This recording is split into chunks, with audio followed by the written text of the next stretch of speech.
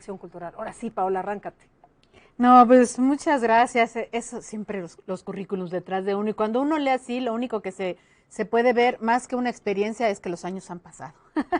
Y bueno, mi querida Elena, pues te comento que la educación en los museos siempre ha estado, aunque las áreas tardaron un poco más en abrirse a que los museos se abrieran. ¿Por qué refiero que siempre estuvo? Porque cuando el primer museo se abre, cuando se decide después sobre todo de la Revolución Francesa, de que el patrimonio es de todos que todo pueblo, toda persona tiene la posibilidad de acercarse al mundo patrimonial, a las diferentes colecciones existentes, desde ese momento se piensa en el otro, ¿no? Es decir, se piensa cómo ese objeto que ha tenido un interés en particular para alguien, que se ha decidido tener dentro de una colección y ahora exhibirlo, ¿cómo va a ser mirado? ¿Desde qué manera se va a comunicar el objeto? ¿No? Y por eso hay este discurso expositivo, este discurso museográfico, que no solamente es presentar bellamente, ¿no?, los diferentes objetos existentes en los museos, porque desde un inicio tenemos objetos que vienen de colecciones naturalistas como de bellas piezas, ¿no?, de obras de arte. Así que desde un inicio empieza esta preocupación que poco a poco se irá transformando, pero en cómo es que el objeto es visualizado, sentido, comprendido, ¿no?, por el público, que así se va a ir llamando. ¿Cómo se va a museografiar? Es decir, ¿le ponemos o no le ponemos marco a la pintura? Y con eso estamos dando una lectura de algo mucho más importante que si la ponemos como un simple dibujo o le ponemos una luz cenital y lo hacemos parecer como si fuera un gran objeto, aunque sea, no lo sea. Es decir, hay sus truquitos de museografía. Todo esto forma parte de la museología. ¿Qué es la museología, Paola? La museología, lo que tú señalabas, cómo se coloca el objeto, cuál va a ser el recorrido y el discurso que la información o los mensajes que se van a ir transmitiendo, ¿no? Tiene dos elementos, el museográfico, que es el diseño, y el museológico. El museológico es aquel que tiene sobre todo una disciplina que se le llama la curaduría, es decir, aquellos que piensan y diseñan la exposición a partir de los contenidos y lo que se quiere decir, ¿no? Y está la otra parte que hoy también antes se le llamaba servicios educativos, pero hay una nueva línea, ¿no?, que tiene que ver con la curaduría educativa, es decir, estas dos áreas se unen, confluyen, ¿no?, y confluyen para determinar cómo y qué se dice del objeto, ¿no?, de la pieza y de la colección misma.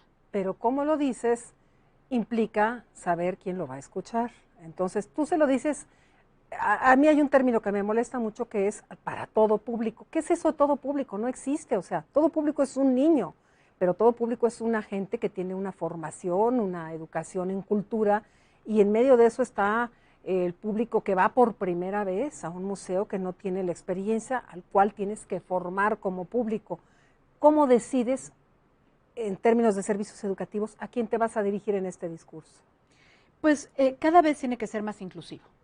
Cada vez necesitamos encontrar lenguajes no tan especializados, pero sí que informen sobre el objeto, pero que puedan ser digeridos para toda esa diversidad de público, ¿no?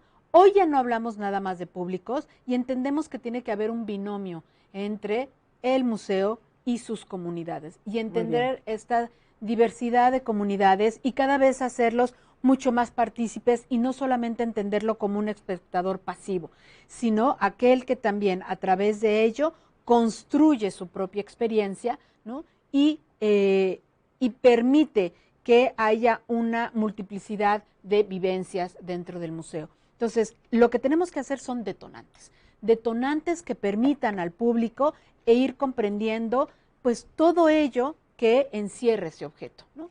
Vamos a irnos a un corte, Paola, discúlpame, es que estos segmentos son rapidísimos. Estamos en Cómo Vemos México, estoy con la maestra Paola Araiz, es un placer tenerla con nosotros en este programa. Ahorita regresamos.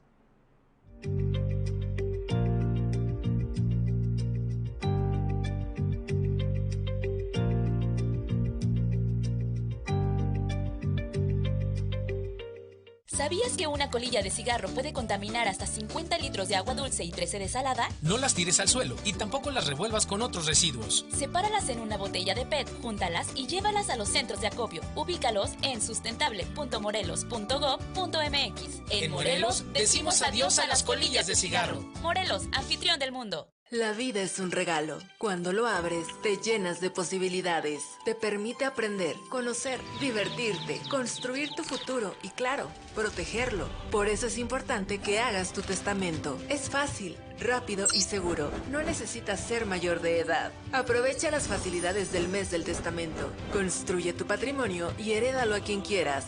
Tú decides. El mejor momento es ahora. Secretaría de Gobernación. Gobierno de México.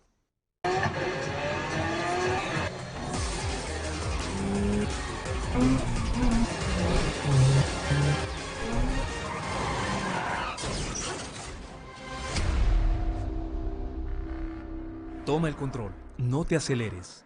Hashtag, la vida no tiene regreso.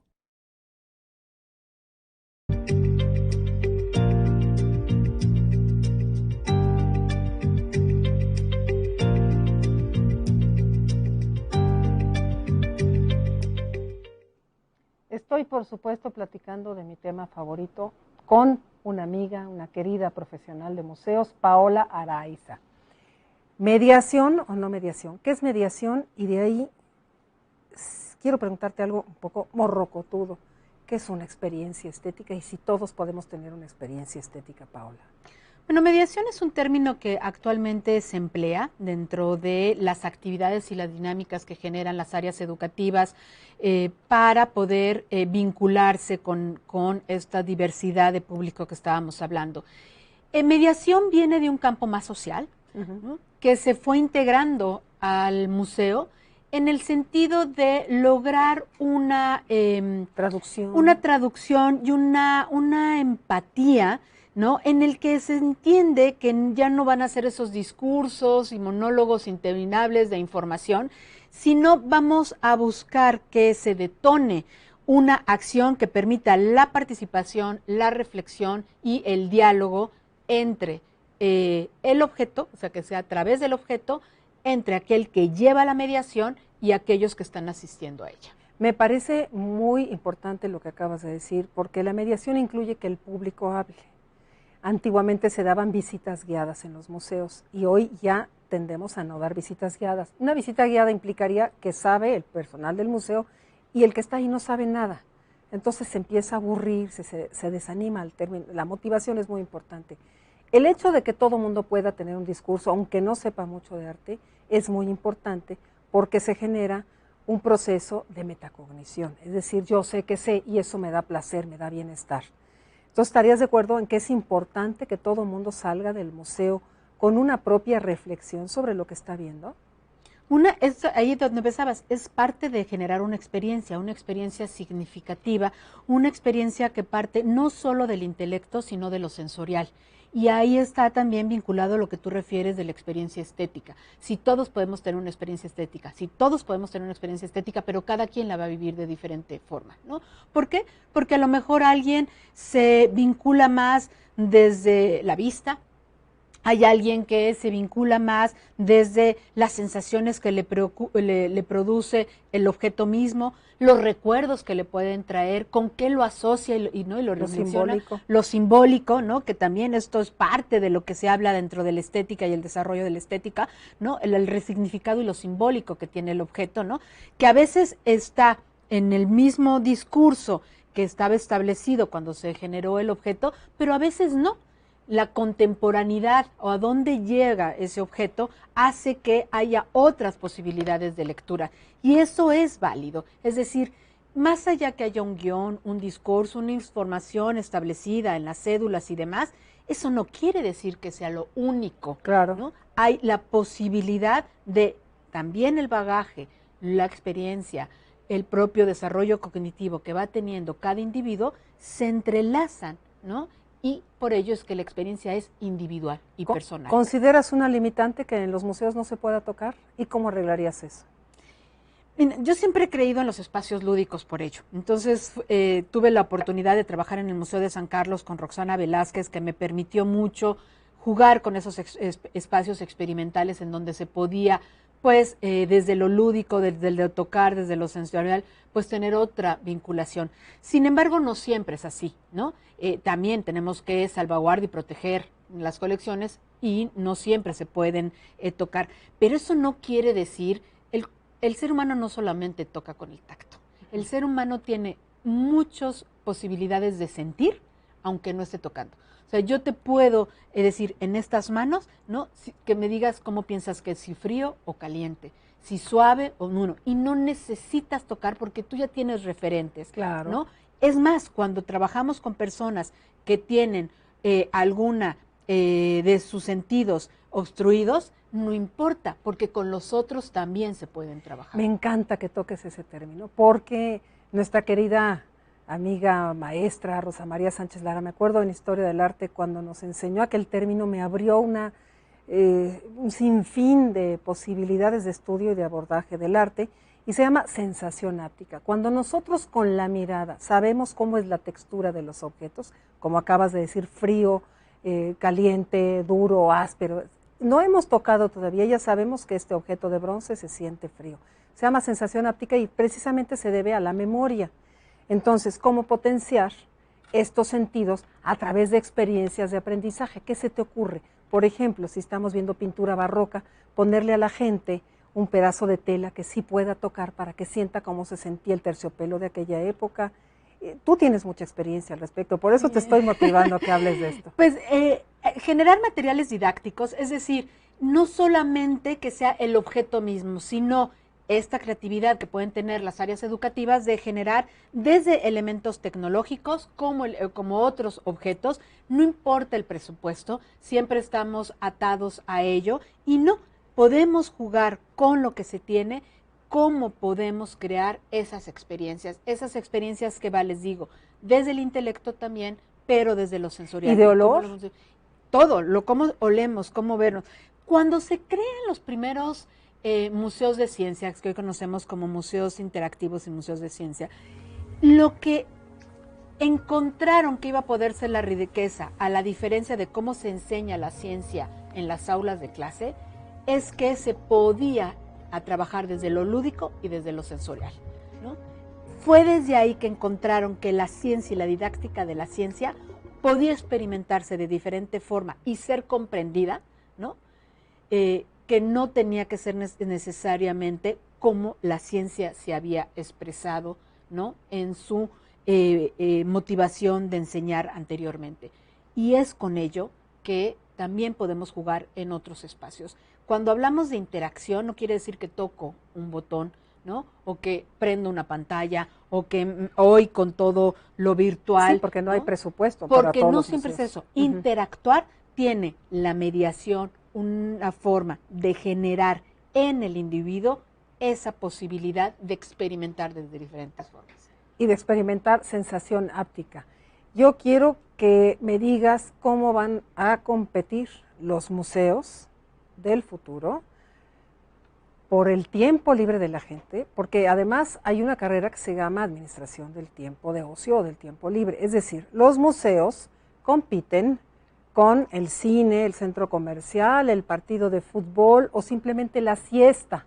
Entonces, ¿qué van a hacer los museos del futuro? Porque si la tecnología nos come y nos llama mucho la atención y Netflix nos gana a los públicos, ¿qué van a hacer los museos? Pero vámonos a comentarlo en el siguiente bloque, ¿te parece bien? Ahorita regresamos, queridos amigos, amigas.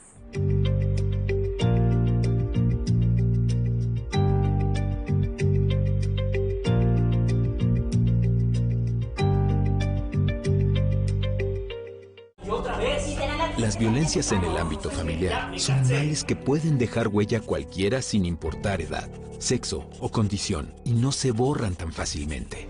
Date cuenta, está bien poner un alto, está bien reflexionar y dibujar una historia mejor. En Morelos, trabajamos en la prevención y atención de las violencias de género. Transformando conductas violentas, generamos cambios. Secretaría de Gobernación, CONAVIM y Gobierno del Estado de Morelos. Noticieros INRIT, Acompaña a Juan Carlos Cejudo, Judith Gradilla y Juan José López Guerrero en las 3 ediciones de Noticieros INRIT, donde podrás enterarte de todos los acontecimientos más sobresalientes que se desarrollan diariamente en el estado de Morelos y que son de interés para nuestra sociedad. Lunes a viernes, 7, 14 y 20 horas.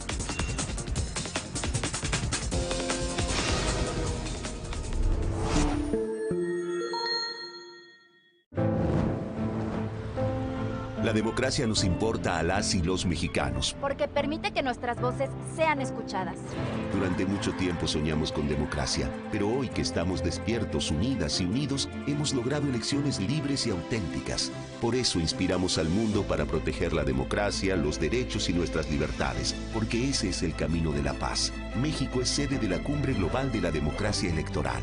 En el mundo y en México, nuestro INE nos une.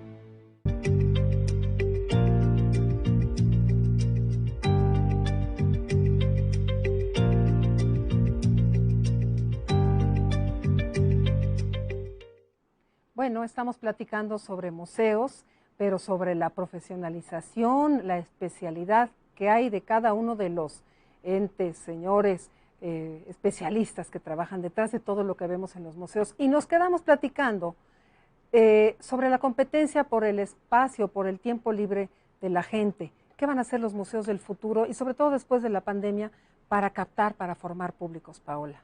Reinventarse, definitivamente. Yo creo que el museo no es el mismo el del siglo XVII, XVIII, XIX al siglo XXI.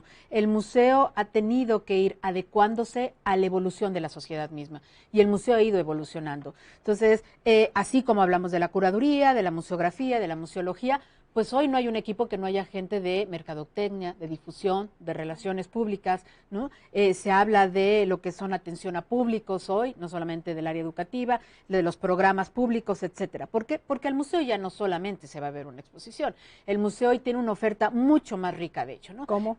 ¿Cómo? Pues puedes ir a oír un concierto, a veces dentro de la misma sala, un espectáculo dancístico, ¿no?, en la misma sala, o tienen los espacios para llevarse a cabo, tienen sus auditorios, sus recintos, etcétera, ¿no?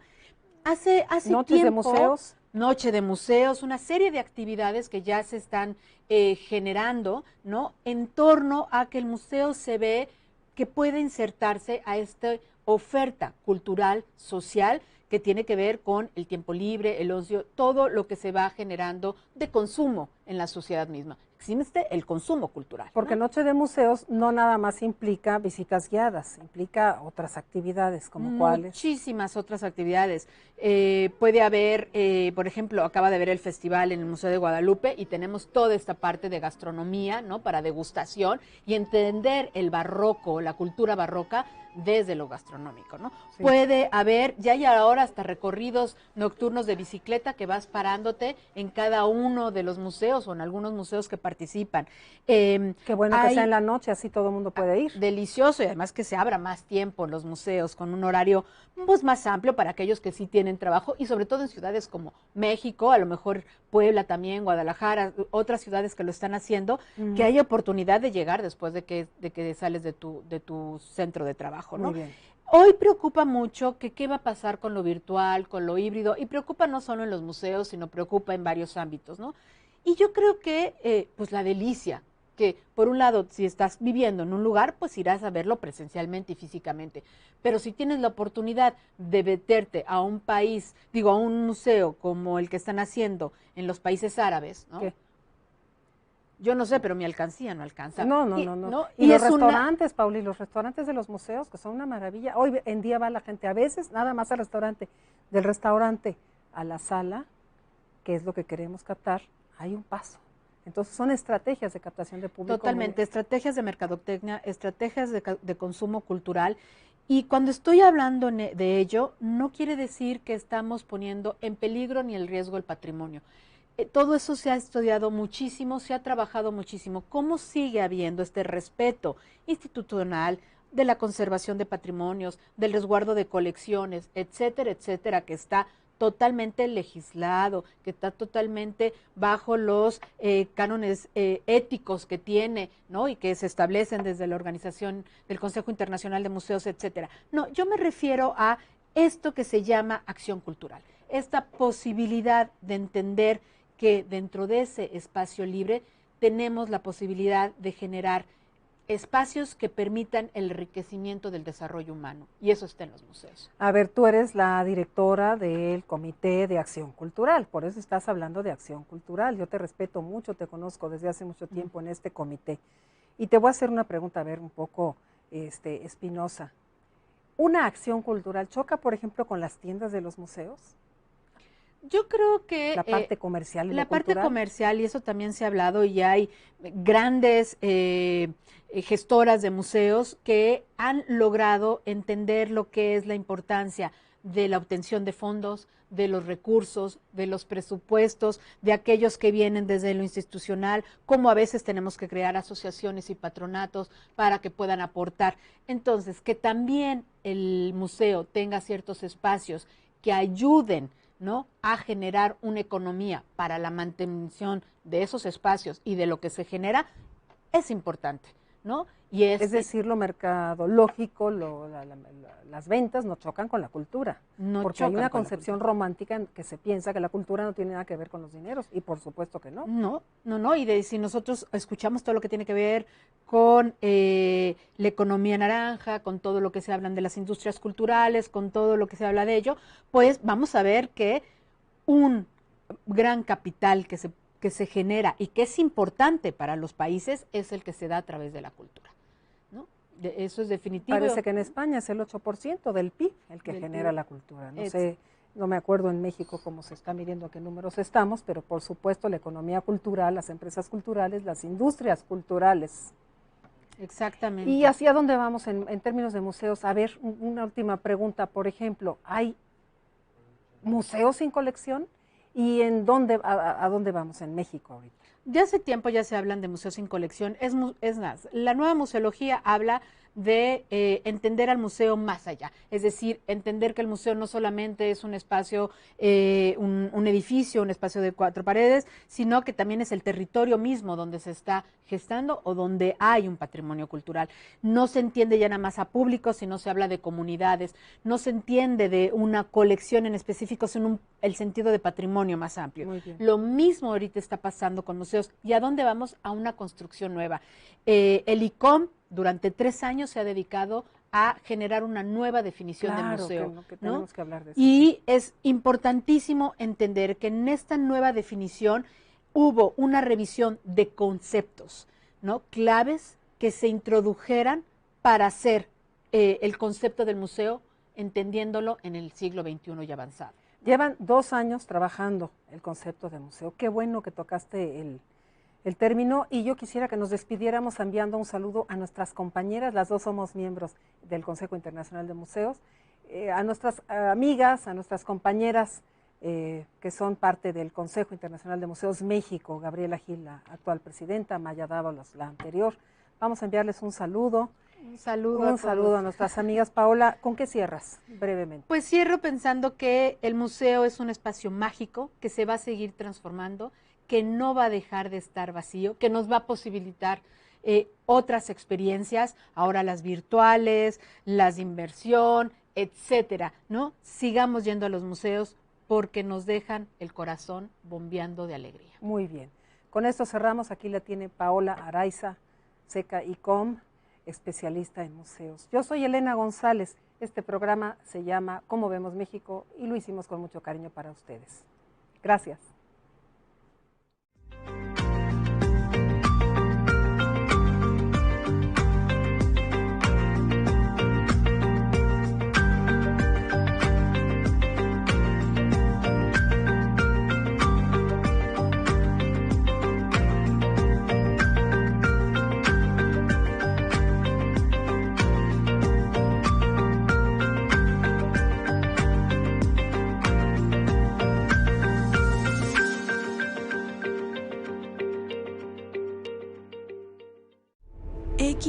XHCMO TDT. Instituto Morelense de Radio y Televisión. Señal de identidad.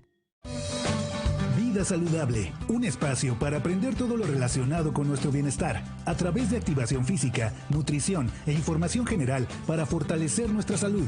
Vida Saludable, lunes a viernes, 8:30 am.